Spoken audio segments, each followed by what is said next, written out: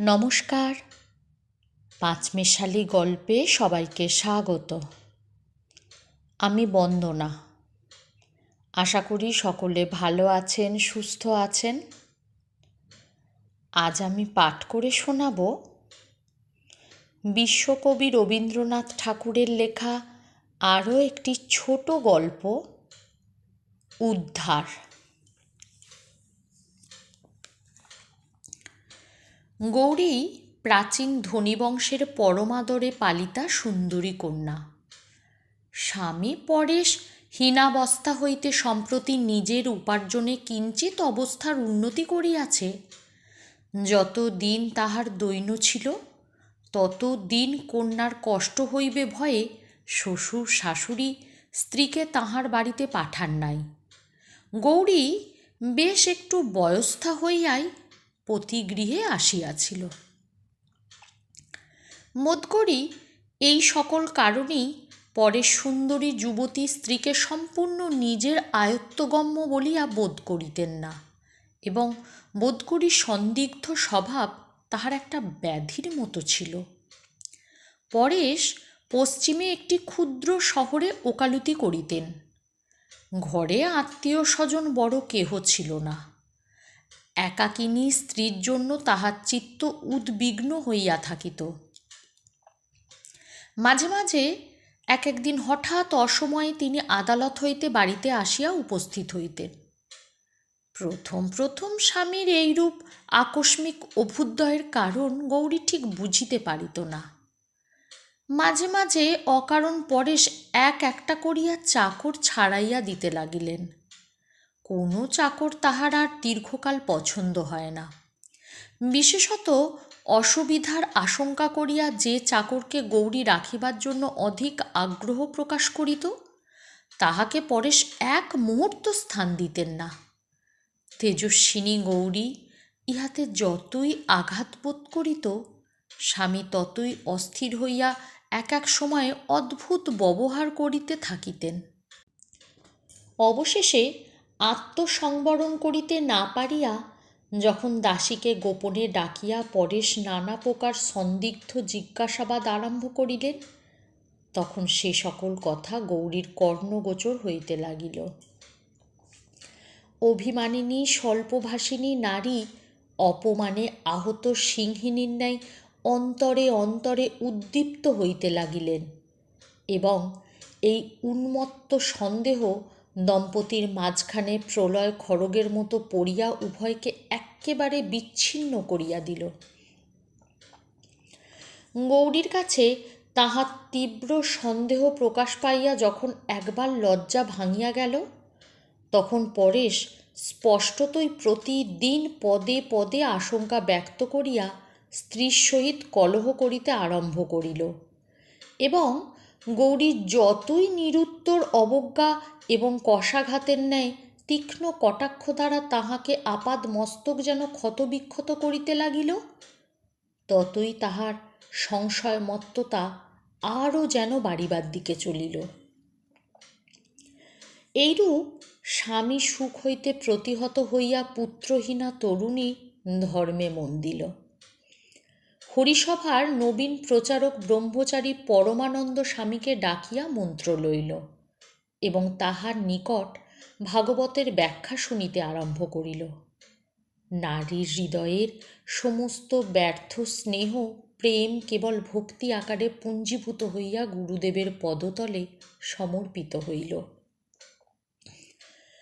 পরমানন্দের সাধু চরিত্র সম্বন্ধে দেশে বিদেশে কাহারও মনে সংশয় মাত্র ছিল না।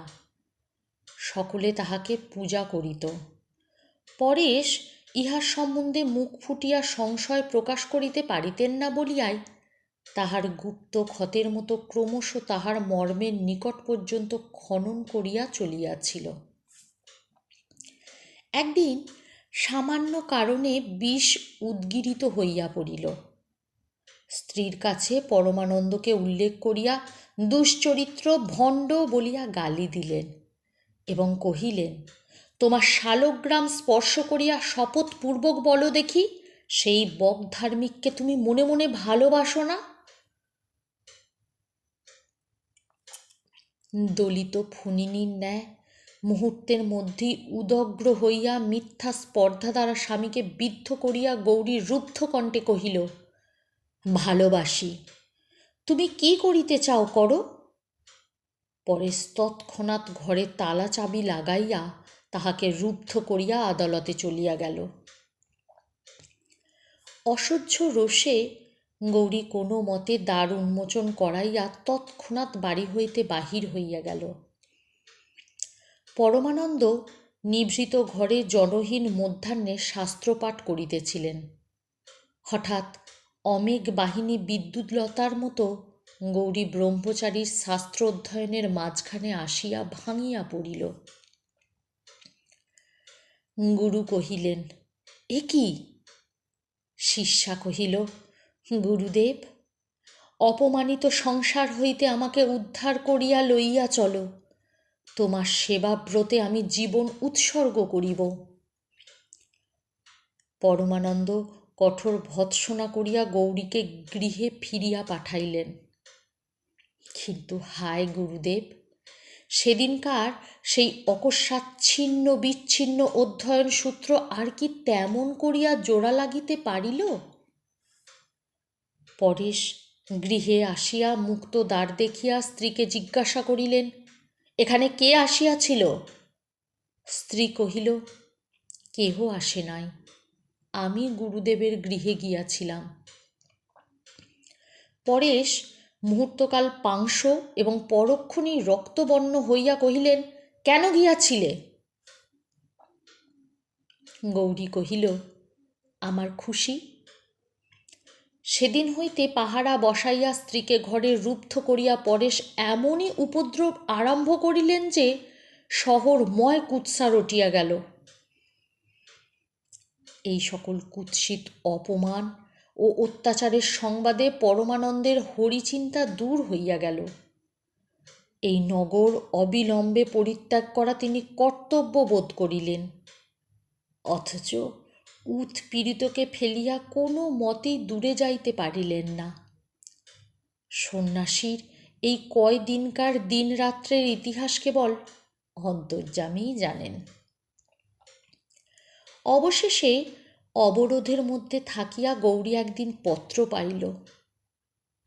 বৎসে, আলোচনা করিয়া দেখিলাম ইতিপূর্বে অনেক সাধ্বী সাধক রমণী কৃষ্ণপ্রেমে সংসার ত্যাগ করিয়াছেন।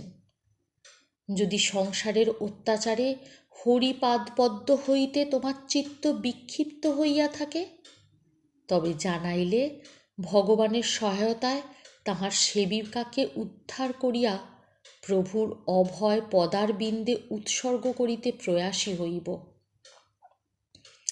26শে ফাল্গুন বুধবারে অপরাহ্ন 2 ঘটিকার সময় ইচ্ছা করিলে তোমাদের পুষ্করিণী তীরে আমার সহিত সাক্ষাৎ হইতে পারিবে।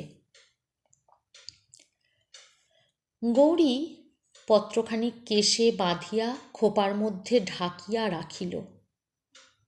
26শে ফাল্গুন মধ্যাহ্নে স্নানের পূর্বে চুল খুলিবার সময় দেখিল চিঠিখানি নাই।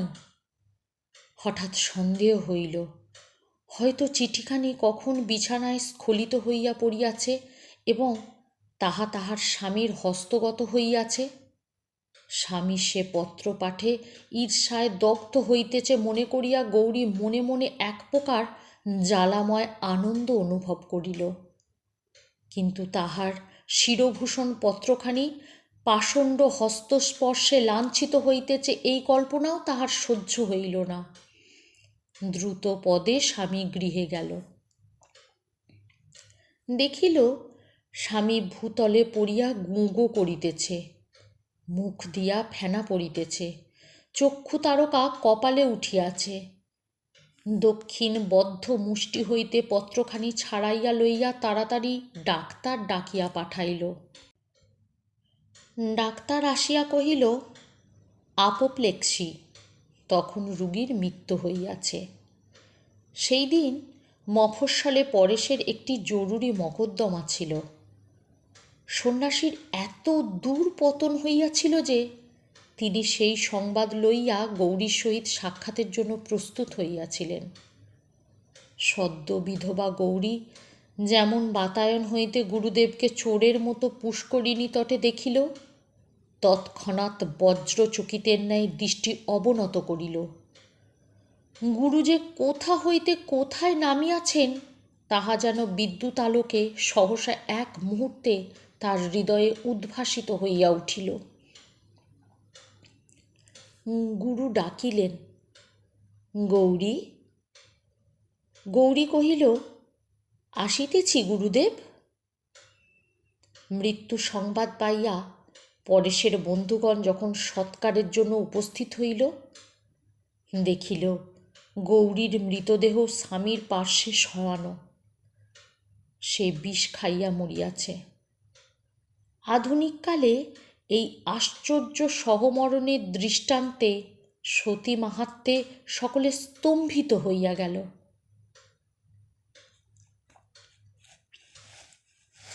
গল্পপাঠ ভালো লাগলে লাইক, কমেন্ট, শেয়ার করবেন। আর আমার আরও গল্প শুনতে হলে চ্যানেলটিকে সাবস্ক্রাইব করে আমার পাশে থাকবেন। সকলে ভালো থাকুন। নমস্কার।